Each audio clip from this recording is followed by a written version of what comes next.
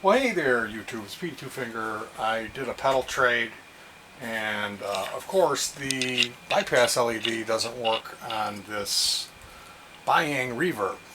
Um, Trading pedals is a thing. You're going to get burned. They're not trading pedals that are flawless. They're trading pedals that all have issues. To me, I have a soldering iron, and I'm not afraid to tear into something. This thing, the Buying RV10, was a little bit of a monkey time taking it apart. It didn't want to come out of the. You need a 1.5 millimeter hex driver to remove the knobs, and then just getting it out was like it didn't want to come out. Anyway, I measured what I did. I hooked up a power supply and used my multimeter on volt mode, and I went to the back of the LED is here, it's right in the middle. So I went in the back, and as you can see in the front, there's a pair of WEMA capacitors, this red film caps, and then the LED, which I snipped out. So there are the WEMA capacitors, and above it there is the area with the LED. It's right next to a chip. There's the current limiting resistor for the LED. This is not fun for a guy like me who does through hole. This SMD type board is not fun. So what did I do? Well, I measured. I looked at the LED and I saw that the flat line was on the right side. I colored that with a Sharpie. I always do that. I just run a little ink on there, and then I can see, okay, that's the ground side of the LED or the cathode.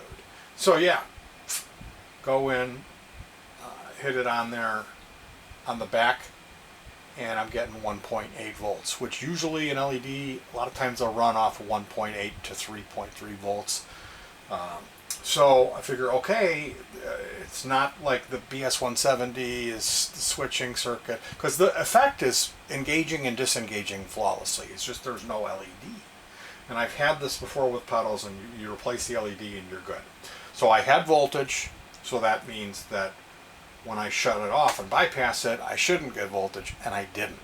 So at that point, they have this standoff, this like little protecto guard guy here for their LED, that I'm guessing this is what gives them the measurement of how high it's supposed to be, and it also protects the LED from getting banged up when they install it. So that thing, I had to go underneath it with these and cut, and then around the other side underneath and cut, and I literally chopped the head off the LED, popped that off of there. Now I've got two strands coming up, so I know that the one on the right is the ground. It's also marked. But yeah, if you hook up power and properly align this LED so that the ground is facing the right, the LED will light when it's engaged, and when you bypass it, the LED won't light. So at that point, I need to, what I'm doing now, I'm going to solder it in. I apply some flux. That's a little bit much. And now I'm going to go ahead and go in here. Man, that's a lot of flux. I'm going to make that just a little bit nicer. And so this process is going to be just me reattaching this LED. I got the long one on the right, and this is really a fiddly, yeah, see, I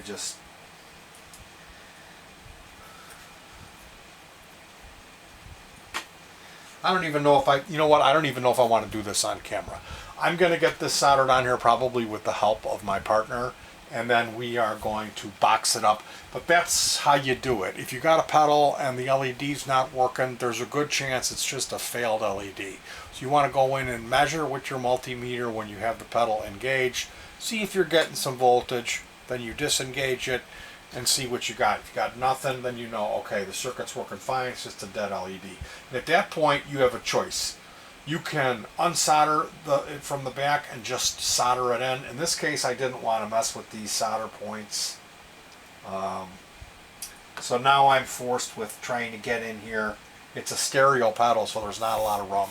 So wish me luck, and I'll see you soon.